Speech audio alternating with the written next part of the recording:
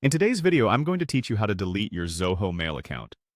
We understand that sometimes you might need to delete an account due to various reasons, such as switching to a different provider or simplifying your digital life. So we're here to guide you through the process. Let's dive right into it. First, you need to navigate to the Zoho Mail website. Open your preferred web browser and type in the Zoho Mail URL, or follow the link you previously used to access your mail. Once you've reached the site, log in with your credentials if you haven't done so already.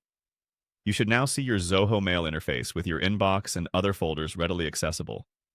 Next, look for your profile icon. It's usually located in the top right corner of your Zoho Mail interface.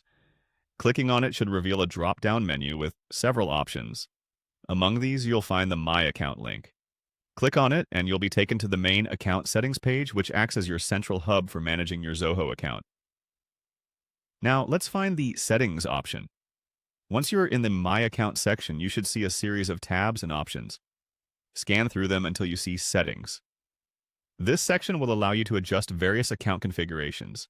Clicking on Settings is our doorway to the account closure journey. Once inside the settings, you should find an option labeled Close Account.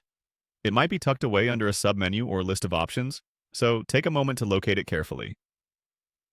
Clicking Close Account will bring you to the interface where you can initiate the process of closing your account permanently. At this point, if you're an admin of a Zoho organization or have organizational privileges, it's important to address this. You'll have to click on Close Organization to proceed. This step is crucial as it ensures that any linked organizational data or structures are appropriately managed before account deletion is finalized. Remember, deleting your account is a permanent action. Make sure you've backed up any important emails or information you might need in the future. Also, if there are other services linked to your Zoho Mail, consider how their access and functions might be affected. Successfully completing these steps in the Zoho interface will lead to the closure of your mail account and organization, if applicable.